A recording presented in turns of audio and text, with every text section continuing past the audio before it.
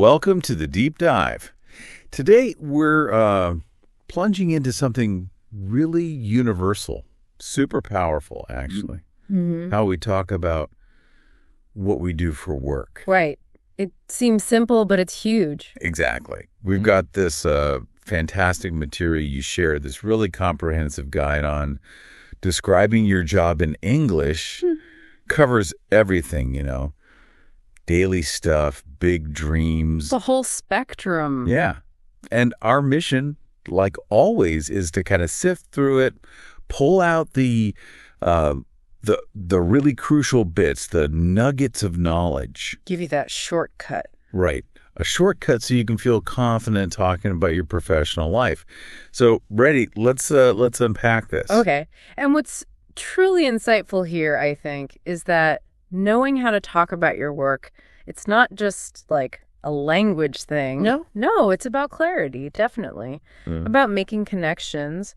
And honestly, it helps shape your career path, too. Oh, okay. So this deep dive, we're really going to break down those essential bits, help you handle those, common chats easily. Networking things, interviews. Or just grabbing coffee, yeah.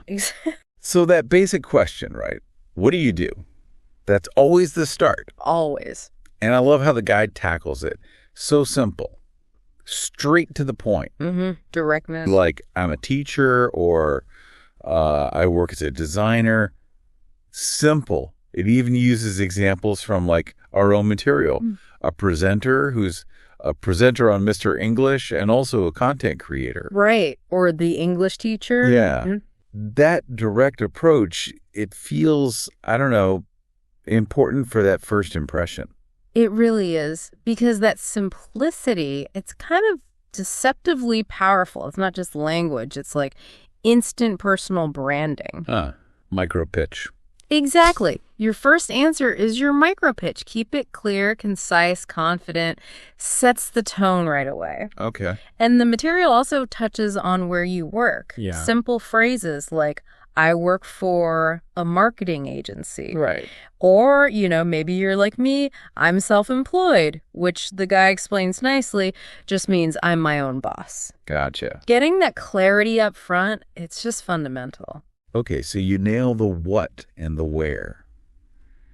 Then people usually wonder, well, what does that actually mean day to day? The how. Yeah, the how. And our guide moves right into that, describing daily tasks, responsibilities. It gives good, solid examples like I manage social media or I help customers. Or for that teacher example, I prepare lessons and teach English to students. Concrete actions. Exactly. And it gives you useful ways to phrase it too, like I'm responsible for, or my main task is. Or even a typical day at work looks like. And this is where you really go beyond just the job title. You start showing your impact. Ah, okay. Not just what you are, but what you do. Precisely. When you talk about responsibilities, you're painting a picture of the value you bring. The guide has examples like, I'm responsible for planning classes, right? Yeah. Or a typical day for me is teaching 5 classes and grading homework. It's the difference between, say, I'm a designer and something like, I turn client ideas into visuals that really connect with people. Yeah, that's much more powerful. Good. Elevates the story. Exactly. Your professional story. Which leads us nicely into the rhythm of the day, the day-to-day grind. Right. What does a typical Tuesday look like? Exactly. The guide suggests covering start and finish times. I start at 9 a.m. and finish around 5 p.m. Standard stuff. Yeah. Then you outline the activities. In the morning, I check emails, attend meetings, maybe. Then I work on content creation. Mm-hmm. The core tasks. And I thought it was smart. It mentions breaks, too. I usually have lunch with colleagues at 1 p.m. or take a coffee break. It makes it feel more, real. It does. It paints that full picture. When you can lay out that whole routine, it gives a much more sort of holistic view of your work life. Okay. The guide pulls it together like, Every morning I check emails, short meeting, work on tasks, lunch with the team, work till 5. Right. And describing that isn't just about time. It can subtly show, how efficient you are, or maybe your work-life balance, or how collaborative your job is. Gives deeper insight. Yeah, into your professional rhythm. Okay, so beyond tasks, there's the place, the atmosphere. That shapes things massively. Oh, hugely. Environment matters. And the source covers this really well. Yeah. Starts with location, right? Are you working remotely from home, in an office, maybe a hybrid job? Or even outdoors for some jobs. True. And then the vibe. Is it formal?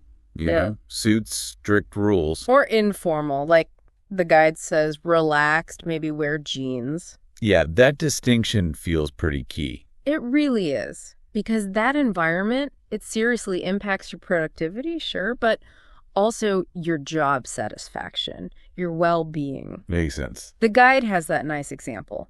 I work in an informal space. It's comfortable. Coworkers are friendly. We help each other. That's the human side. Yeah. And it weaves in useful words here like open space, the big room, lots of desks. Right. Or deadline. Crucial word. Yeah. That time something has to be done. And then the people, your boss, coworker, maybe a client, your team. And things like flexible hours.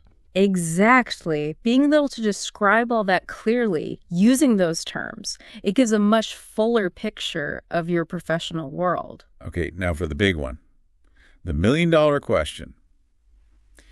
Do you actually like your job? Yes. Satisfaction. The guide gives great phrases for this, positive stuff, I love it, or it's creative and I meet interesting people. Like the teacher example. I enjoy teaching students. Right. But it also, keeps it real. It acknowledges that even great jobs have downsides. Mm-hmm. But grading papers, not so much. Yeah. Every job has its grading papers moment. Totally. And it also gives you language for maybe dissatisfaction or looking ahead. I'm looking for a new opportunity, perhaps. Or I want a job closer to home. Yeah. Or even find the good and the bad.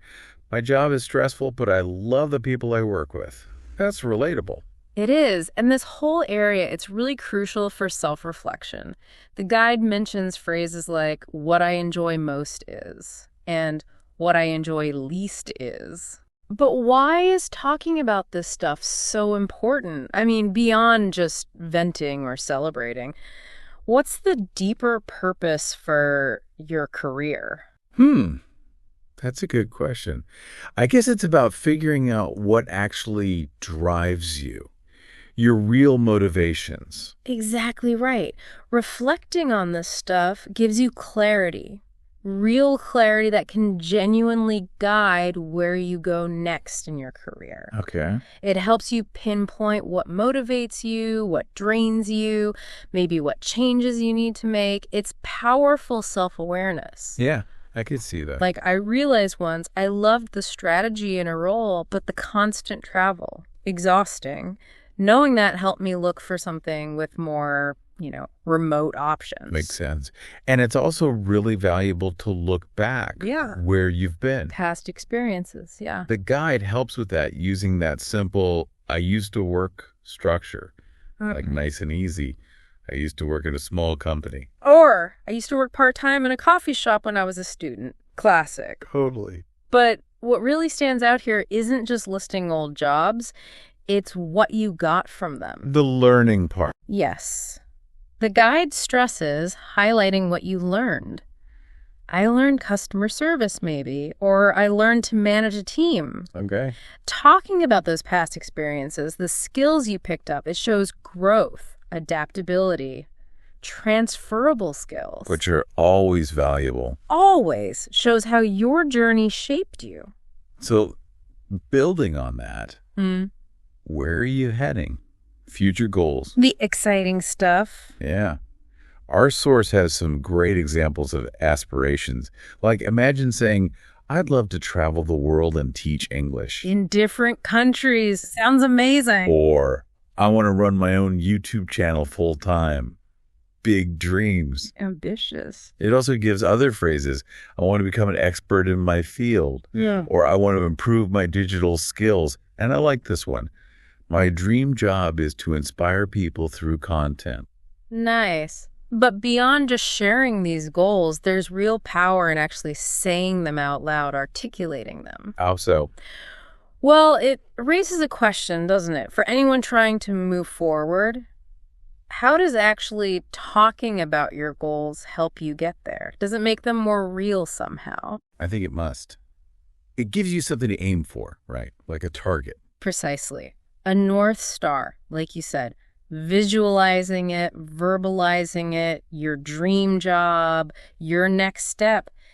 It's not just wishful thinking. No, it gives you direction, real motivation. It kind of creates a roadmap in your head, makes those goals feel more tangible, more achievable. It's like manifesting it almost. In a practical way, yes. A powerful tool. Okay, now let's flip it. We've talked all about describing your job. How about asking others about theirs? Crucial skill for connection. The guide keeps it simple again. Start with the classic. What do you do?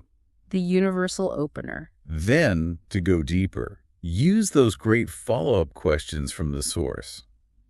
Do you like your job? Or how long have you worked there? What's the most interesting part? That's a good one. Yeah. Or what's a typical day like for you? Exactly. And these aren't just, polite questions. They're like doorways. Doorways. Yeah. Think about it.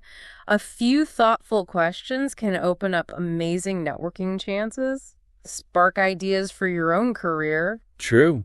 Learn about different fields. It's about being genuinely curious. Building that rapport, asking good questions shows you're engaged, and it leads to richer conversations for everyone. Wow. Okay, so what a deep dive that was. Seriously. We covered a lot of ground. We really did. Everything from just the basic job title and what you do. Responsibilities. Through the daily routine, the work vibe, the environment. Job satisfaction. The highs and lows. Looking back at past jobs. And maybe most importantly, looking forward, your goals. So now you listening, you really have this comprehensive toolkit. You can describe your job confidently and talk to others about theirs in a meaningful way. Yeah. And if we connect this back to the bigger picture, being able to clearly talk about your professional journey, that's just a powerful skill. Period. Not just for English learners. Not at all. For anyone navigating their career. So as you're thinking about all this, maybe consider what part of your job, past or present, taught you the most surprising thing about yourself. Ooh, good question. Or maybe if you had to boil down your dream job into just one inspiring sentence, what would it be? Food for thought. Exactly. Because this knowledge, it isn't static, right? It's a living skill. It grows with you. Well said.